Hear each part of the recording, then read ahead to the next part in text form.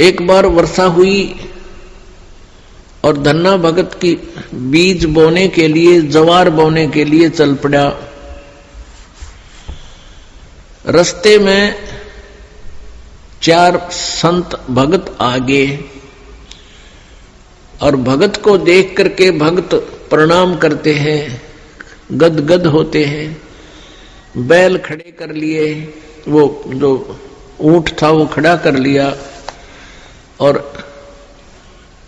हाथ जोड़ कर प्रणाम किया। नमस्कार हो संतों को, राम राम कही और कुशल मंगल पूछा भगत ने।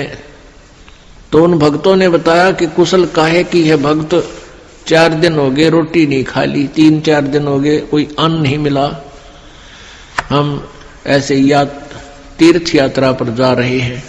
धन्ना भगत जी ने सोचा 4 दिन हो गए रोटी नहीं खाई, ये मरेंगे, निढाल हो रहे हैं बिल्कुल। कहा ले ये ज्वार खा लो। ज्वार थी, बीज बोन गया था, वह ज्वार रखती, भूखे मरे थे, मार गए गले, फटाफट खा गए सारी ने।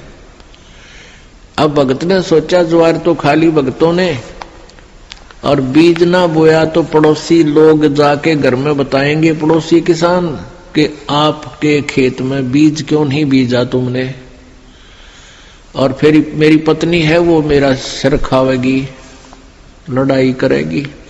उसने कंकर उठा ली, कहीं से कंकर इकट्ठी कर ली खेतों से, और वो डाल ली थैले में, और जैसे और किसान बीज बीजे थे ऐसे डाला सारे का, और उसके ऊपर का हल चला के आ गया।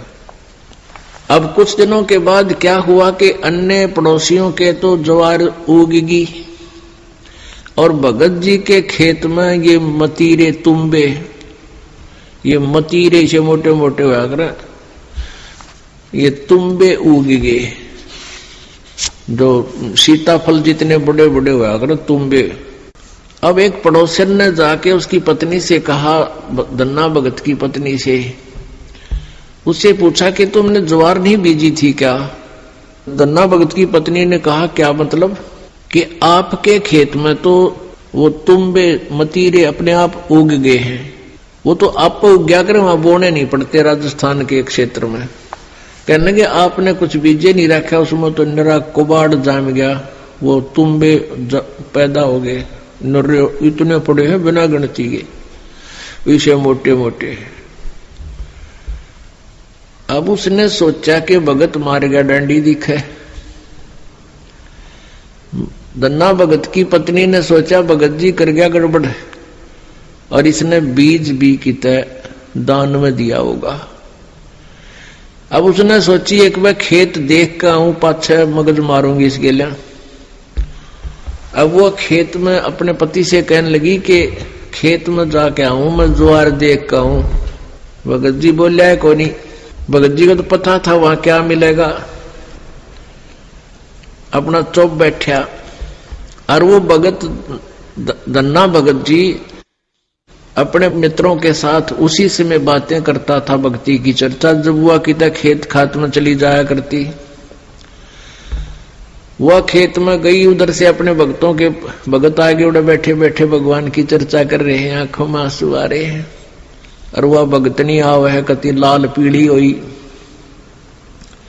है, जान गया भगत आ गई या तो भाई करड़ाई। अब देखी जाएगी, जो होगा ही होना तो है ही। और वह कहकर एक मतीरा तोड़ जाए, तुम्बा इतना बारा मोटा, सर पर धरी नो, अब इसका सर में मारूंगी।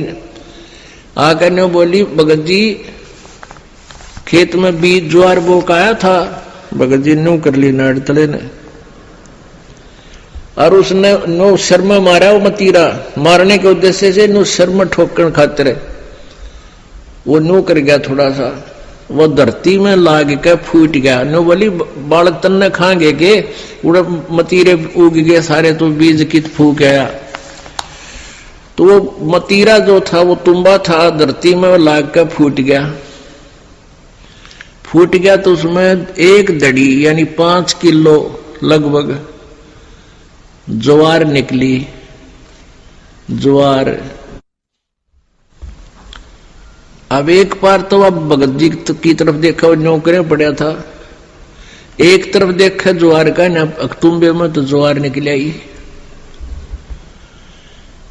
और वो न्यू बार बार देखा है। भगत जी ने भी देखा कि मैं शांत होगी के चक्कर है, उन्हें देखा तो तुम्बे में तो ज्वार निकल रही है।